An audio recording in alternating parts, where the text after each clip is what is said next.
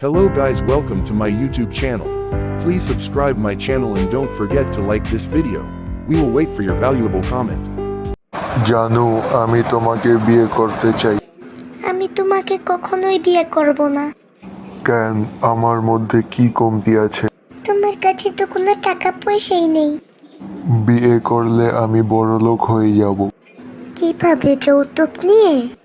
তোমার বাবা তো লেগুনা চালায়, তোমার বাবা আর কি যৌতুক দিবে? তাহলে আমার একটা ফিউচার প্ল্যান আছে। কি ফিউচার প্ল্যান? শোনো, আমরা বিয়ে করে বেশি করে বাচ্চা কাচ্চা পয়দা করব, তারপর সবার কিডনি বিক্রি করে আমরা বড়লোক হয়ে যাব।